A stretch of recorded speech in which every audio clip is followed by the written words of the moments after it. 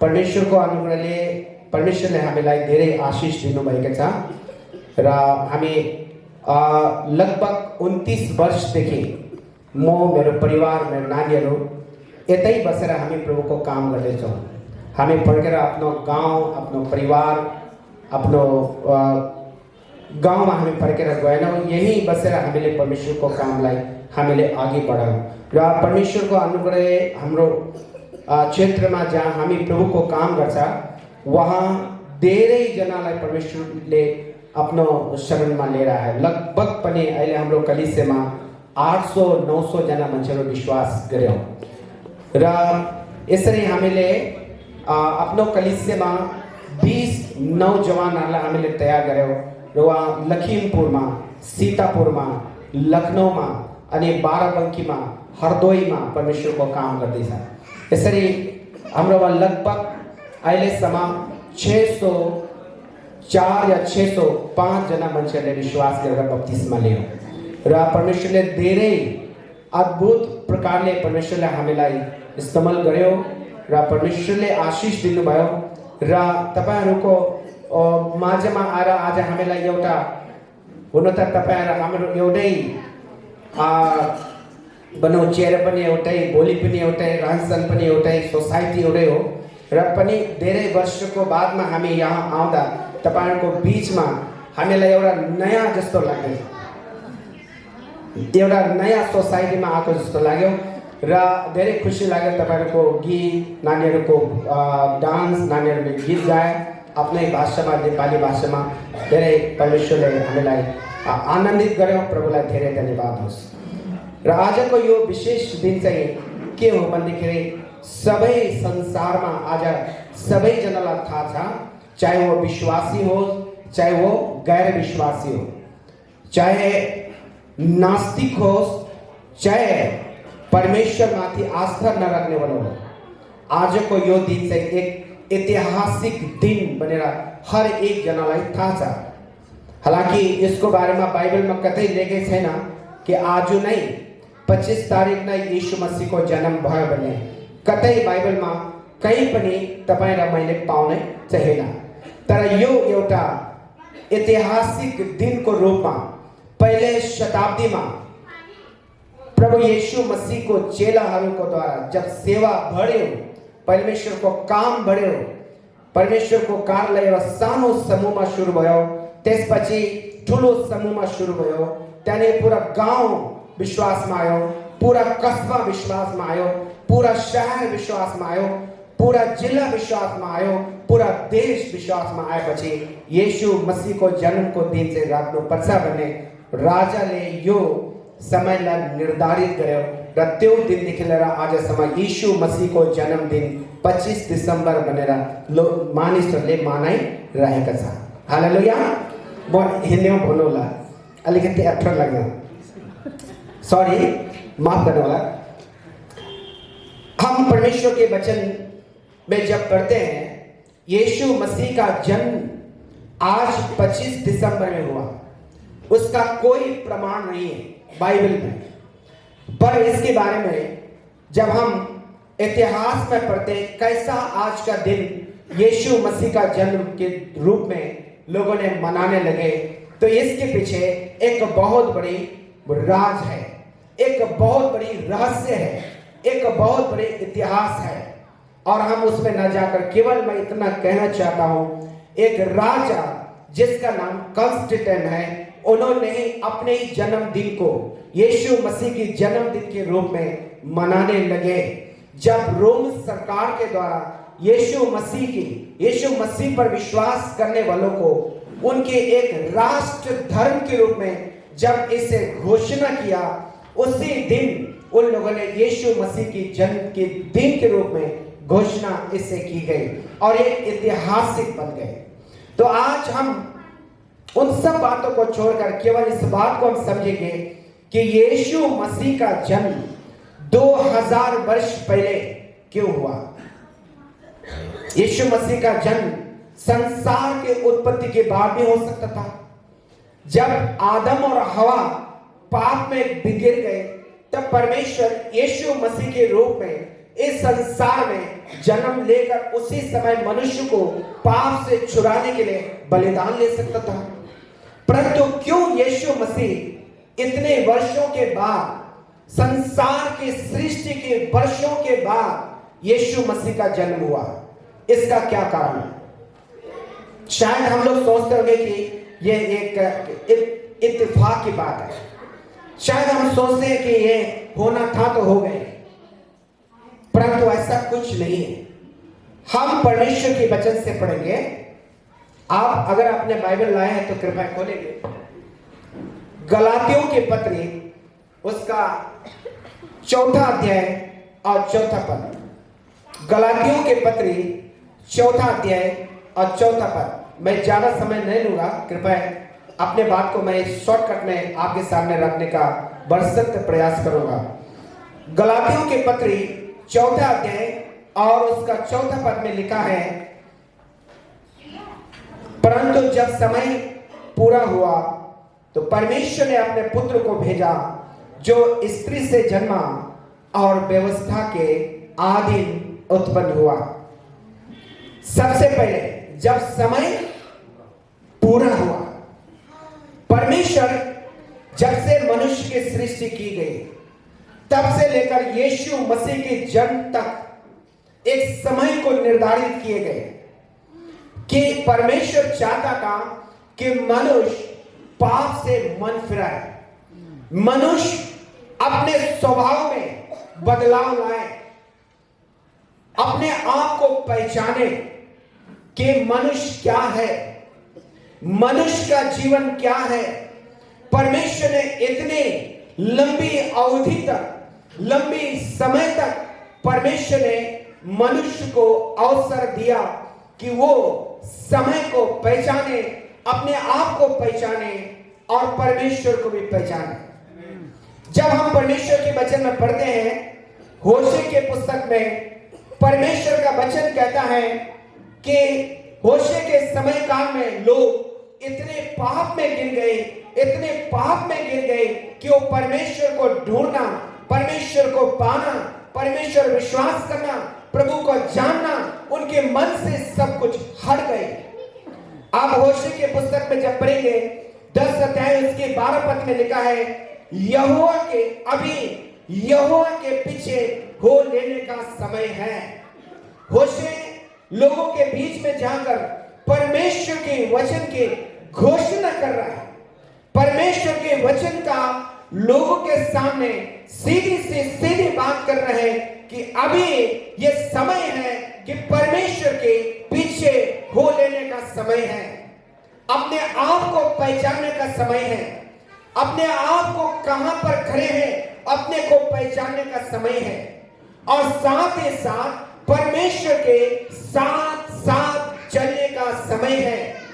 ये वो समय नहीं जो हम अपने जीवन को यूं ही गंवाएं, अपने व्यर्थ जीवन में, अपने पुराने जीवन में, पुराने स्वभाव में, पापमय जीवन में बिताने का समय नहीं है, बल्कि परमेश्वर के साथ चलने का समय है। क्या उस समय के लोगों ने होशे के भविष्यवक्ताओं पर विश्वास किया, उनके वचनों पर विश्वास किया? कभी नहीं की। होशे के घोषणा, होशे के समाचार, होशे के वचन, होशे के भविष्यवाणी पर लोगों ने विश्वास नहीं किया। इसी प्रकार से परमेश्वर समय समय पर परमेश्वर अपने दासों को, अपने भविष्यवक्ताओं को भेजा ताकि वो समय को पहचाने, अपनी पहचान जाने कि मनुष्य का जीवन क्या है। परंतु समय निकलते चले गए, लोगों ने परमेश्वर को नहीं जाना और अपने आप को भी नहीं जाना। इसलिए भजन संहिता में अगर आप पढ़ेंगे तो लिखा है, संकट के समय में मुझे पुकार और मैं तुम्हें उत्तर दूंगा।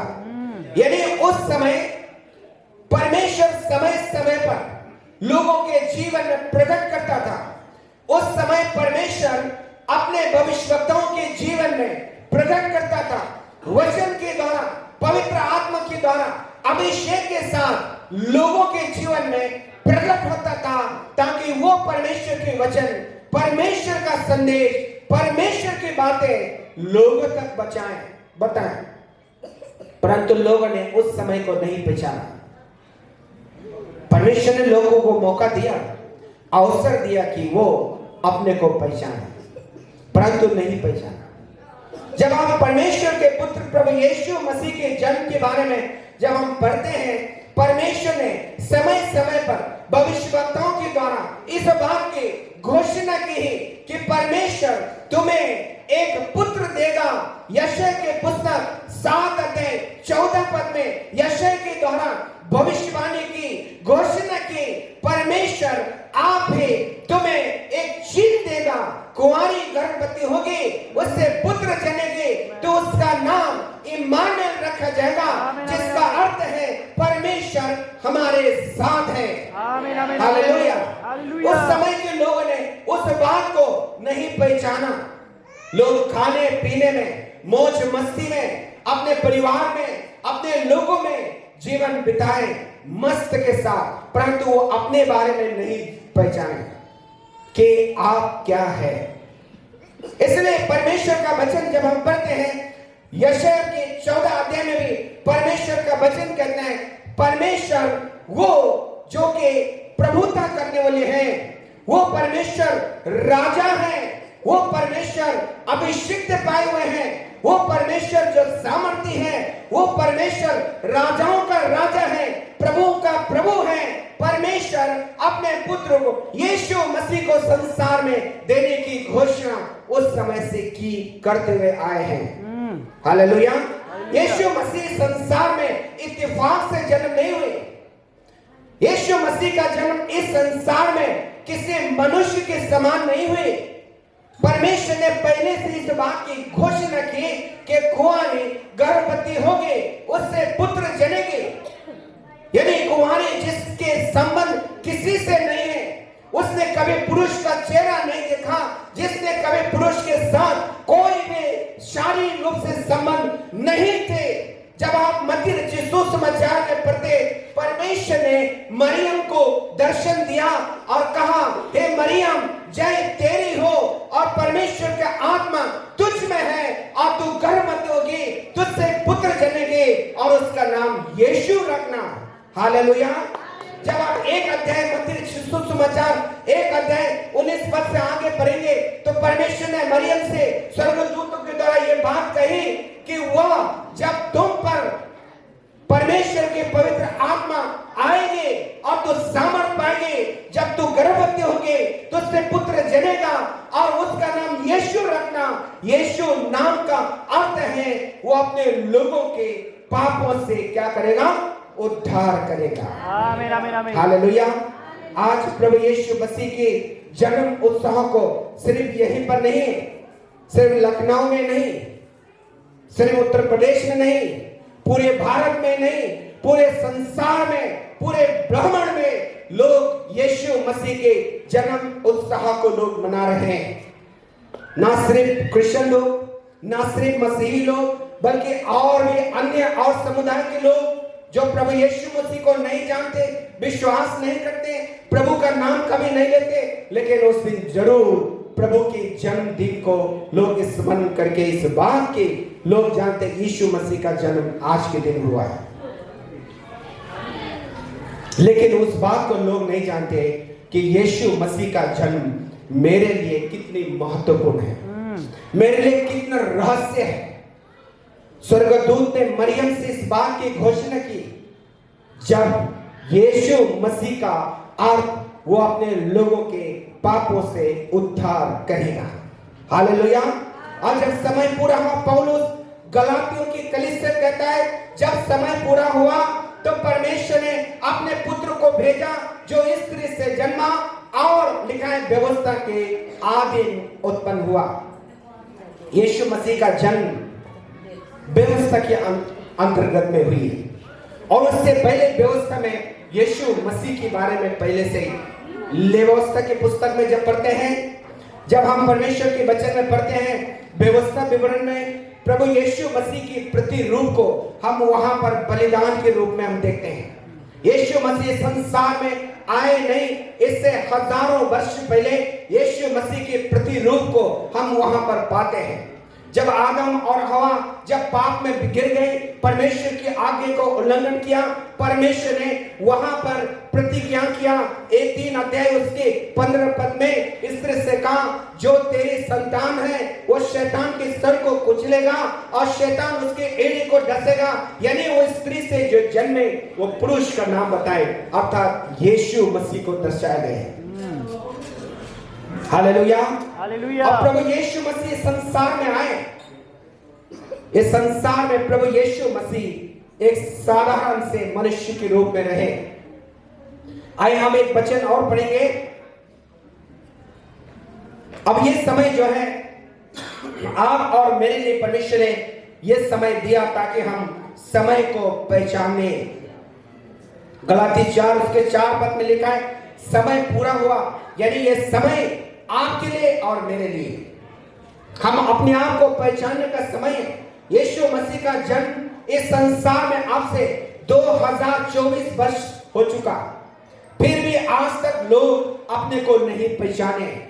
हजार लोग अभी परमेश्वर से दूर है और न वो परमेश्वर को जानने की कोशिश कर रहा है और न परमेश्वर को पाने की कोशिश कर रहा है, क्योंकि वो अपने जीवन को संसार की बातों से संतुष्ट पा रहा है।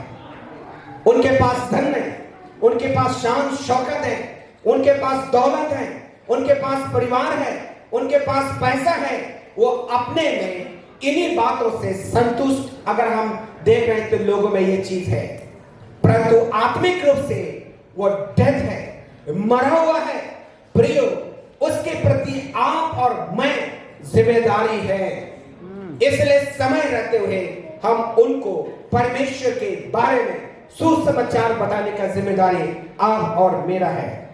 जब हम परमेश्वर के वचन में लिखा है 2 कुरिन्थी 6 अध्याय उसके 2 पद में लाए, अभी प्रसन्नता का समय है, यानी अनुग्रह का समय है। प्रियो, आज हमें परमेश्वर के साथ, परमेश्वर के कार्य में, उसकी सेवा में तन मन से लग जाने का समय है।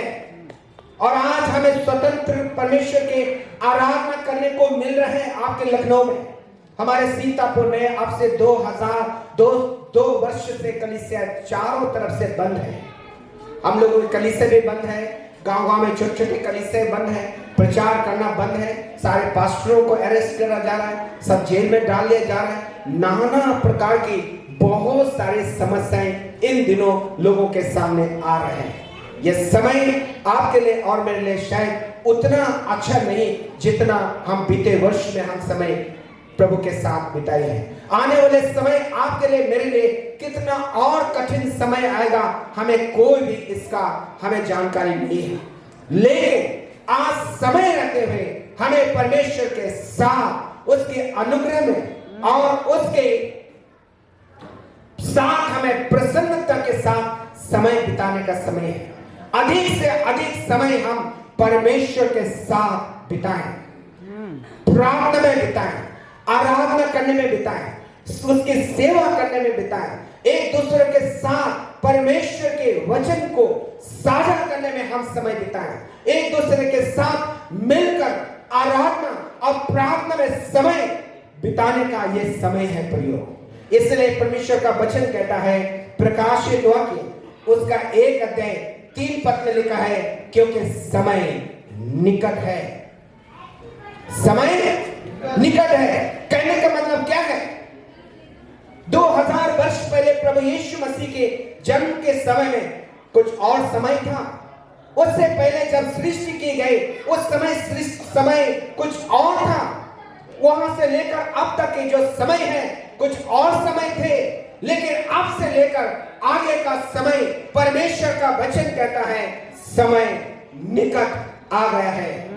प्रभु यीशु मसीह जब अपने सेवकाई की शुरुआत की, मरकुस रचित सुसमाचार में 1 अध्याय उसके 15 वचन में परमेश्वर का वचन कहता है, प्रभु यीशु मसीह ने कहा, मन फिराओ, पश्चाताप करो, क्योंकि समय निकट आ गया है। हालेलुया। अब हमें पश्चाताप करके अपना जीवन परमेश्वर को देने का समय है। लापरवाही जीवन बिताकर वो संसार में जीवन बिताकर अपने आप को बर्बाद करने का समय नहीं है। जिस तरह से आज संसार में देख रहे हैं नौजवान बच्चे अपने आप को नष्ट कर रहे हैं। बहुत सारे जवान बच्चे प्लेटफॉर्म में, रेलवे स्टेशनों में, बस स्टेशनों में, शहरों में, गलियों में, नशे के दूध में अपने जीवन को नष्ट कर रहे हैं। वो समय उनके लिए कितना महत्वपूर्ण है, कितना मूल्यवान है, उन्हें कुछ पता नहीं प्रियो। इसलिए परमेश्वर का वचन कहता है समय निकट आ चुका है। यीशु मसीह की आज इस जन्मदिन के अवसर पर हम अपने आप को पहचाने कि मैं कहां पर हूं, मेरा समय कैसा बीता है। प्रिय मित्रों, आप और मुझे आज परमेश्वर के सन्मुख में उसकी आराधना हमें खुलकर कर रहा है, स्वतंत्र के साथ कर रहा है। लेकिन आने वाले वर्षों के बारे में हमें नहीं पता, आने वाले समय के बारे में हमें नहीं पता कि कौन सी परिस्थिति से हमको और आपको गुजरना पड़ेगी, कौन सा ऐसे समय से आपको और मुझे गुजरना पड़ेगा। इसलिए समय रहते हुए हम अपने आप को परमेश्वर के हवाले करने का समय है, अपने आप को परमेश्वर के हाथों में समर्पण करने का समय है। और इस समय को बहुमूल्य समझकर हम परमेश्वर के साथ चलने का समय है। प्रभु का धन्यवाद हो। बहुत कुछ मैं परमेश्वर के वचन से आपके सामने बताना चाहता था, लेकिन पास्टर जी ने मुझे